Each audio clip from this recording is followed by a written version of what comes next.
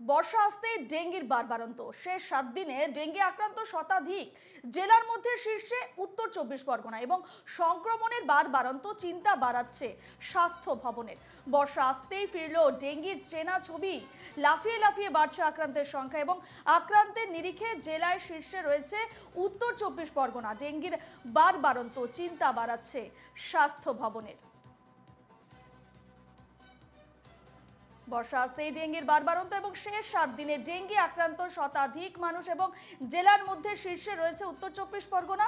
সংক্রমণের এই বাড়বাড়ন্ত চিন্তা বাড়াচ্ছে স্বাস্থ্য ভবনের। বর্ষা আসতেই ফিরল ডেঙ্গির চেনা ছবি। লাফিয়ে লাফিয়ে বাড়ছে আক্রান্তের সংখ্যা এবং আক্রান্তের নিরিখে জেলার মধ্যে শীর্ষে রয়েছে উত্তর 24 পরগনা।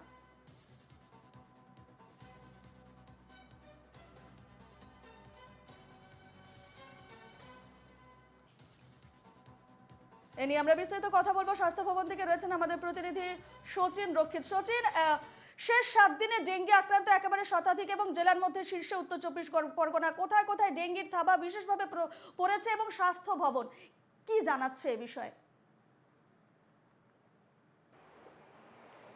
দেখো, গত বছরও আমরা দেখেছিলাম যে মনসুনের টাইমটা অর্থাৎ বর্ষাকালের সিজন আসতে আসতেই কিন্তু ডেঙ্গুর যে প্রকোপ সেটি কিন্তু গত বছরও আমরা দেখেছিলাম শীর্ষে উঠেছিল, অর্থাৎ শেষ 12 বছরে শীর্ষে উঠেছিল। এবারও মনসুন আসার সাথে সাথেই কিন্তু যে ডেঙ্গি আক্রান্তের সংখ্যা সেটা কার্যত লাফিয়ে লাফিয়ে বাড়ছে গোটা রাজ্য জুড়ে। এবং তার ভিতরে সব থেকে শীর্ষে যে জেলা রয়েছে সেটি হচ্ছে উত্তর 24 পরগনা। সেই 7 দিনের ডাটা যদি আমরা দেখি স্বাস্থ্য ভবনের সূত্র অনুসারে, তাহলে সেক্ষেত্রে দেখতে পাবো প্রায় শতাধিক লোক তারা কিন্তু ডেঙ্গি আক্রান্ত হয়েছেন। এবং মূলত সচেতনতার কোথাও একটা এখনো পর্যন্ত কিন্তু সেইভাবে যে প্রভাব মানুষ সে বিষয়ে যে গোটা বিষয়টিতে যে সচেতন হয়নি সে বিষয়টি কিন্তু কোথাও পরিষ্কার হচ্ছে এই যে নাম্বারটা দেখে। ডেঙ্গি আক্রান্তের যে নাম্বারটা সেই নাম্বারটা কিন্তু সেই বিষয়টির দিকেই অঙ্গুলি নির্দেশ করছে, তেমনটাই মনে করছেন চিকিৎসকরা। তার পাশাপাশি এমতো পরিস্থিতিতে দাঁড়িয়ে কি করে গোটা পরিস্থিতিটি সামাল দেওয়া যায়, কি করে বিভিন্ন হাসপাতালগুলোকে এই পরিস্থিতির জন্য প্রস্তুত করা যায়, সে নিয়েও কিন্তু ইতিমধ্যেই চিন্তাভাবনা শুরু করেছে স্বাস্থ্য ভবন। তার পাশাপাশি আরও বেশ কয়েকটি কি ধরনের পদক্ষেপ নিলে গোটা পরিস্থিতি আরও সুষ্ঠুভাবে পরিচালনা করা সম্ভব বা এই পরিস্থিতি থেকে বেরিয়ে আসা সম্ভব, হাসপাতালগুলোকে প্রস্তুত করা সম্ভব, সেই বিষয়গুলো কিন্তু খতিয়ে দেখা হচ্ছে স্বাস্থ্য ভবনের তরফ থেকে। রূপা, সচিন, আমরা দেখেছি জেলার বিভিন্ন প্রান্তে কালো আমরা খবর সম্প্রচার করেছি, বিভিন্ন জায়গায় কিন্তু ধেয়ে বাড়ছে ডেঙ্গি আক্রান্তের সংখ্যা এবং সেক্ষেত্রে কিন্তু অভিযোগ তুলছে পুরো কর্তৃপক্ষকে যে পুরো কর্তৃপক্ষের তরফ থেকে নালা নর্দমাগুলো ঠিকঠাকভাবে পরিষ্কার করা হচ্ছে না, যার জন্য ডেঙ্গি ক্রমশ ছড়িয়ে পড়ছে চারদিকে। এই বিষয়ে কি জানতে পারছো?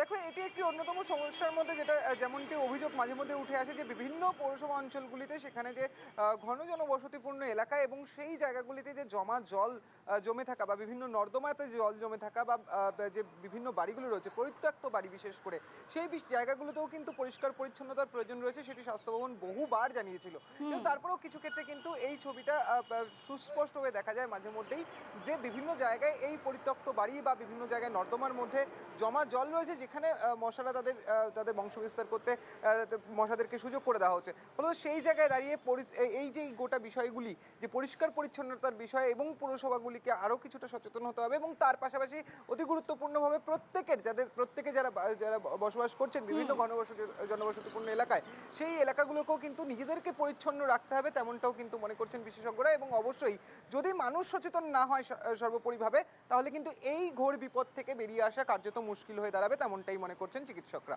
বেশ বেশ, এই খবরে আমাদের নজর থাকবে সচিন। আপাতত তোমাকে ধন্যবাদ জানাচ্ছি।